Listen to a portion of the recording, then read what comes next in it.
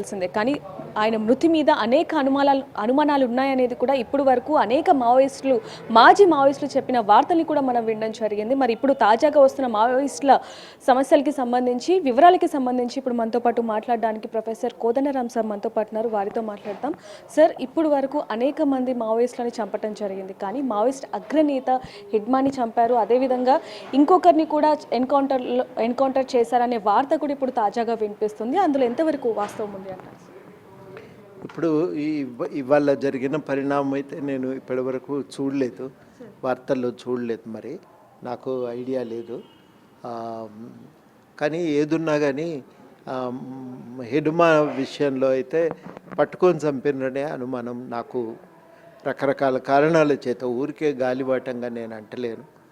నాకు అందిన సమాచారం మేరకు ఆయన లొంగిపోదామనో లేకపోతే ఏదో కారణాల చేత ప్రభుత్వంతో లొంగిపోదామనే ఆలోచనతో వచ్చినటువంటి వాడినే పట్టుకొని కాల్చి చంపిండనేది నాకున్నటువంటి సమాచారం.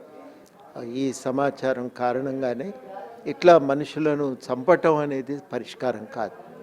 ఇప్పుడు ఏమైంది, హిడ్మాను ఇవాళ మన దగ్గర కొమరం భీం ఎట్లనో, అల్లూరి సీతారామరాజు ఎట్లనో, ఇప్పుడు హిడ్మాన్ కూడా అదే రకంగా ఒక గొప్ప, ఆ ప్రాంత ప్రజలు, అక్కడ ఉన్నటువంటి ఆదివాసులు తమ కోసం ప్రాణాలు అర్పించిన ఒక గొప్ప హీరోగా వాళ్ళు ఇవాళ తలుచుకుంటున్నారు.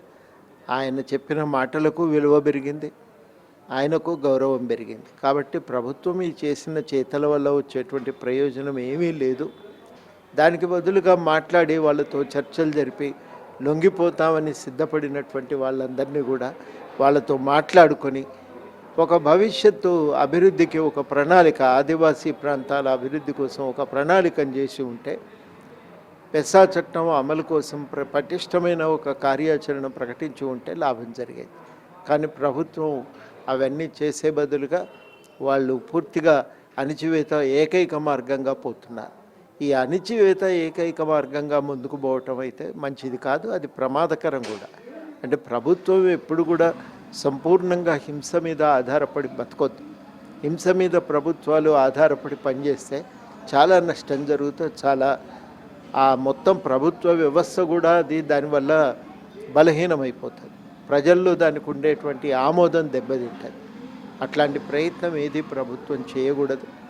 తక్షణ ప్రయోజనమే లెక్కేసుకుంటున్నారు తప్ప, అంటే మావోయిస్టులు వెళ్ళిపోతారు, ఆ ప్రాంతం మీద కార్పొరేట్ రంగానికి ఒక అధికారం కల్పిస్తామనే ఒకే ఒక ఆలోచనతో పోతున్నారు తప్ప లోతైనటువంటి ఒక ఆలోచన మాత్రం వాళ్ళల్లో కనబడటం లేదు. ఇది నా దృష్టిలో మంచి పరిణామం కాదనే నేను గట్టిగా చెప్పదలుచుకున్నాను. సార్, మావోయిస్టుల అగ్రనేత హిడ్మాని చంపడానికి కూడా మూల కారణం కూడా ఇందాక మీరు అన్నట్టుగానే, అదేవిధంగా అక్కడ ఉన్న ఆదివాసులు కావచ్చు, లేకపోతే మాజీ మావోయిస్టులు కావచ్చు, తప్పుదారి పట్టించి మరి హిడ్మాని అతి దారుణంగా చంపారు అనే వాదనలు కూడా ఇప్పుడు కూడా మనం వినిపిస్తున్నాయని చెప్పొచ్చు. అంటే పూర్తి వివరాలు మనకు తెలియవు, కానీ ఒకటి మాత్రం వాస్తవం, ఆయన ఎవరితోనో ఒక అభిప్రాయానికి వచ్చిన తర్వాతనే, ఒక విశ్వాసం కుదిరినాకనే ఇక నేను ఇక్కడ పోయి లొంగిపోవచ్చు అనే ఒక ఆలోచనతో ఆయన వచ్చినటువంటి వాడిని పట్టుకొని ట్రాప్ చేసి పట్టుకొని చంపినరనేదే నాకు ఉన్నటువంటి అభిప్రాయం. సార్, జనవరి 1వ తారీఖు మావోయిస్టులు అందరం కూడా లొంగిపోతామంటూ కూడా లేఖ రాయటం జరిగింది. అది మనందరికీ కూడా తెలిసిందే. కానీ ముందుగా ఈ రోజు ఆ లేఖ ఎవరైతే రాశారో అతను ఈ రోజు లొంగిపోయాడు అనే వార్తలు కూడా వినిపిస్తున్నాయి సార్. అవును, అనంత్ అనే ఒక ఆయన ఆ మహారాష్ట్ర, ఛత్తీస్గఢ్, తర్వాత మధ్యప్రదేశ్ బార్డర్లో ఉన్న ఏరియాకు కమిటీకి నాయకుడట. పత్రికల్లో చూసిన దాని సమాచారం ప్రకారం ఆయన లొంగిపోవటానికి సిద్ధపడుతూ 3 రాష్ట్ర ప్రభుత్వాలకి ఉత్తరం రాసిండు. మరి రాష్ట్ర ప్రభుత్వాలు ఏ విధంగా స్పందించినాయో తెలియదు. ఆ సమాచారం ఆధారంగా మరి ఆయన చర్యలు తీసుకోవటానికి గవర్నమెంటు ఇప్పటి వరకు కూడా మరి దానిపైన ఏ స్పందన వాళ్ళు ఇచ్చినరో కూడా మనకు పూర్తిగా తెలియదు. మన దగ్గర అయితే రాలేదు అది. అట్లా వాళ్ళు సిద్ధపడుతున్నప్పుడు ప్రభుత్వం వైపు నుంచి చొరవ ఉండాలి, కానీ ప్రభుత్వం వైపు నుంచి చొరవ కనబడటం లేదు. ఇది కూడా ఒకటి వాళ్ళు చేస్తున్న తప్పిదంలాగానే నేను భావిస్తూ ఉన్నా. వాళ్ళతో మాట్లాడి దానికి సంబంధించిన ఒక స్పందన ప్రభుత్వం నుంచి వాళ్ళు ఒక అడుగు వేసిండ్రు, వీళ్ళ నుంచి ఒక ప్రతిస్పందన ఉంటే చాలా బాగుంటుంది. అదే మనం ప్రధానంగా కోరుకోవాల్సిన అవసరం. సార్ ఇప్పుడు ఆంధ్రప్రదేశ్లో కూడా టెన్షన్ నెలకొనిందని చెప్పొచ్చు. పోలీసులు కూడా భారీ బందోబస్తుతో అక్కడ ఏ విధంగా చర్యలు తీసుకుంటున్నారు, మఫ్టీలో ఉన్నారనేది కూడా మనం చూస్తున్నాం. మావోయిస్టులకు సంబంధించి మరి బంద్ ఏ విధంగా పిలిపించారు? బంద్ ఏమవుతుంది, అది వేరే మాట. అది సరే, వాళ్ళ మావోయిస్టుల కార్యాచరణ మీద మాట్లాడటానికి ఇది సమయం కాదు.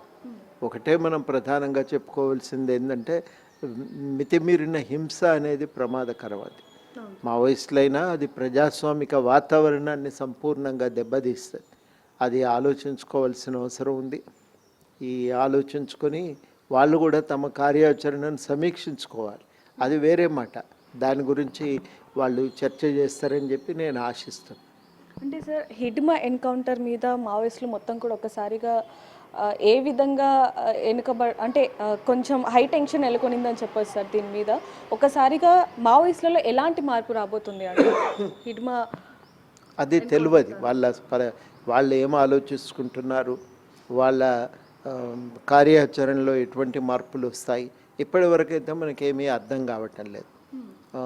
మనం చూస్తున్నది ఏంటంటే, రకరకాల గ్రూపులుగా తయారైపోయి ఏ గ్రూప్కి ఆ గ్రూపు తన కార్యాచరణను వాళ్ళు ప్రకటిస్తూ ఉన్నారు. అట్లా కాకుండా అందరు కూర్చొని మాట్లాడుకోవటానికి మాకు సమయం ఇవ్వట్లేదు అని ఆ సరెండర్ అయిన వాళ్ళు చెప్తున్నారు. మాకు సమయం ఇచ్చుంటే అందరం కూర్చొని మాట్లాడుకొని ఒక నిర్ణయానికి వచ్చి మేము ప్రభుత్వంతో మాట్లాడి ఉండేవాళ్ళం. అట్లాంటి సమయం ఇవ్వకపోవటం, అణిచివేసి ఎక్కడెవరు దొరికితే వాళ్ళని పట్టుకొని చంపటం మేము ఆలోచించుకోలేకపోతున్నాం. ఆలోచించుకునే అవకాశం ఇవ్వమని అడుగుతూ ఉన్నారు. బహుశా ఇప్పటికైనా గవర్నమెంట్ ఆ రకంగా ఆలోచించుకోవటానికి కొంత అడుగు వెనుకకేసి కాల్పుల విరమణను ప్రకటించి ఆ చర్చలకు ఇంత పరిణామాలు జరిగినాక కూడా ఇంకా ప్రభుత్వం తన మాట పట్టింపు మీద బలంగా నిలబడకుండా కేంద్ర ప్రభుత్వం ప్రధానంగా దీనిపైన చర్చలు జరిపి ఒక పరిష్కారాన్ని వెతుక్కోవటానికి ప్రయత్నం చేస్తే చాలా బాగుంటుంది అనేదే నా అభిప్రాయం. సార్, సీనియర్ అగ్రనేతలను అంటే సీనియర్ మావోయిస్టులను కనుక చంపేస్తే మావోయిస్టుల ఇది అనేది అంతరించిపోతుంది, అందుకే ఈ విధంగా ఎన్కౌంటర్ చేస్తున్నారు అనేది కూడా మాజీ మావోయిస్టులు చెప్తున్న పరిస్థితి కనిపిస్తుంది. అంతరించిపోతారనేది మనం ఎట్లా చెప్పగలుగుతాం? చరిత్రలో ఎప్పుడు కూడా అట్లా జరగలేదు. దాదాపు చాలా సందర్భాలు మనం చూస్తాం. ఆ ఉద్యమాన్ని నడిపే వాళ్ళందరూ చనిపోతారు, మళ్ళీ ఇంకొక రూపంలో ఇంకెక్కడో అది మొదలవుతుంటుంది. ఎప్పుడు అంతరించిపోతుంది అంటే దానికి దారితీసిన సామాజిక ఆర్థిక పరిస్థితులను మార్చినప్పుడు ఆ ఉద్యమానికి ఉండే అవకాశం తొలగిపోతుంది. కానీ ఆ ప్రయత్నం ప్రభుత్వం చేయటం లేదు. అది చేయకపోవటం చేత ఇట్లాంటి ఇబ్బందులు తలెత్తుతుంటాయి. ఆ ప్రయత్నం మీద ప్రభుత్వం దృష్టి పెట్టాలి. ఇప్పుడు ఎంతసేపటికి ప్రభుత్వం ఏముంది, వాళ్ళను ఒత్తిడి పెట్టాలి, లొంగ తీసుకోవాలి, లేదంటే చంపైనా వాళ్ళని నోరు మూయించాలి అనే ఏకైక ఆలోచనతో పోతున్నది.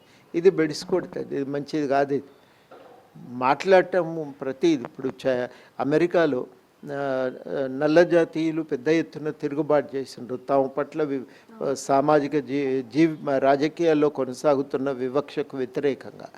ఆ తిరుగుబాటు మీద మరి అప్పుడు వాళ్ళు కేవలం అణచివేత మార్గాన పోయినరా అంటే పోలేదు.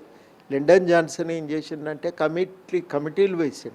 కమిటీలు వేసి సమస్య ఏందనేది లోతుగా అధ్యయనం చేసి అప్పుడు ప్రభుత్వం కొత్త విధానాలను తెచ్చింది. పాజిటివ్ డిస్క్రిమినేషన్ అనే పాలసీతో వాళ్ళు ముందుకొచ్చి అక్కడ నల్ల జాతీయుల్లో ఉన్న క్రోధానికి కారణమైన విషయాలను పరిష్కరించి వాళ్ళని శాంతింపజేసే ప్రయత్నం చేశారు. మనం కూడా ఆ ప్రయత్నం చేయాలి. ఇంత తిరుగుబాటుకు మూల కారణమైన పరిస్థితులు ఏంటి అనేది అన్వేషించి ఆ పరిస్థితులను చక్కదిద్దే ప్రయత్నం చేయకపోతే ఈ మనం మళ్ళా అక్కడ ఈ సమూహాలన్నింటినీ కూడా శాంతింపజేయటం సాధ్యమయ్యే విషయం కాదు, వాళ్ళని సంతృప్తి చేయటం సాధ్యమయ్యే విషయం కాదు. కాబట్టి చేయవలసింది ఏంటంటే వాళ్ళతో మాట్లాడాలి, చర్చలు చేయాలి, ఒక తోవ వెతుక్కోవాలి. అది కూడా చాలా కీలకమైన అవసరమే. దాన్ని ప్రభుత్వం చేస్తుందని నేను అనుకుంటున్నా. దానికోసమే మరి ప్రభుత్వము ఎప్పటికైనా చర్చలు చేయాలి, వదిలిపెట్టకూడదు. ఇంకా ఆపరేషన్ కగారుతో ముందుకు పోతాం, నలిపారేస్తాము, నల్లులను నలిపినట్టు ఈ రకమైన భీకరమైన ప్రకటనలు చేస్తే సమాజానికి నష్టం జరుగుతుంది, దేశానికి నష్టం వాటిల్లుతుంది. ప్రభుత్వం అట్లా మాట్లాడకూడదు. ప్రభుత్వం కలుపుకపోయే ప్రయత్నం చేయాలి, నచ్చజెప్పాలి, ఒక ప్రత్యామ్నాయ విధానాలను తీసుకురావాలి. అప్పుడు మాత్రమే ఒక సమాజానికి లాభం జరుగుతుంది. సార్, పోలీసులు ఎక్కడ ఎన్కౌంటర్ చేస్తున్నారు అనేది ఇప్పుడు మనం చూస్తున్నాము, అనేక విధాలుగా చేస్తున్నారు. అయితే దీనికి సంబంధించి చాలామంది మావోయిస్టులు భయపడి లొంగిపోతున్నారు అంటూ కొంతమంది, లేదు కొంచెం అంటే మావోయిస్టుల జాతి అంతరించిపోతుందనో లేకపోతే వాళ్ళు చేసిన ఏదైతే సంకల్పం ఉందో అది నెరవేరదు అని లొంగిపోతున్నారు అనేది కొన్ని వార్తలు వస్తున్నాయి. దాని గురించి ఇక అవన్నీ మాట్లాడుకోవటానికి నేను లోతుగా అధ్యయనం చేయలేదు. కానీ ఒకటి మాత్రం వాస్తవం ఏంటంటే, వాళ్ళు తమ సిద్ధాంతం తప్పని ఎవరంటలేరు. మేము ఎంచుకున్న ఈ సమస్యలు కరెక్ట్గానే లేవనెత్తుతున్నాం. మేము పరిష్కారానికి వేసుకున్న తొవ్వ కూడా బాగానే ఉంది, మా సిద్ధాంతం కూడా కరెక్టే. కాకపోతే ఏంటంటే, ఇప్పుడున్న పరిస్థితుల్లో మేము ఏదైతే సాయుధ పోరాటం చేయాలనుకుంటున్నామో అది సాధ్యం కాకపోవచ్చు. ఇంకొక పంతా ఏదైనా మేము ఎంచుకోవాల్సిన అవసరం ఉంది అని వాళ్ళు చెప్పుకుంటున్నారు. కాబట్టి వాళ్ళు ఎవరు కూడా ఇప్పుడు ఈ సిద్ధాంతం పనికిరాదు ఇది అని తిరస్కరించట్లేదు. కనుక ఆ సిద్ధాంతం పట్ల ఎవరికి వ్యతిరేకత లేదు, విముఖత లేదు. అది ఇవాళ మనం ప్రధానంగా అర్థం చేసుకోవాల్సిన అంశం.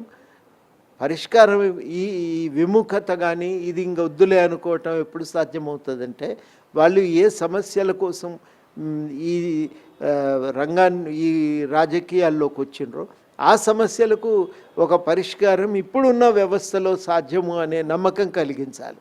ఆ ప్రయత్నం ప్రభుత్వం సీరియస్గా చెయ్యాలి. అట్లా ఇది తొవ్వ ఉంది, ఒకటి మనం ఈ తొవ్వలో ప్రయాణించవచ్చు అనే విశ్వాసాన్ని కలిగించాలి. అది వాళ్ళ ప్రభుత్వం మీద ఉన్నటువంటి ప్రధానమైన బాధ్యత. ఆ బాధ్యతను కూడా సీరియస్గా తీసుకోవాలనే మేము ప్రభుత్వానికి సూచిస్తాం.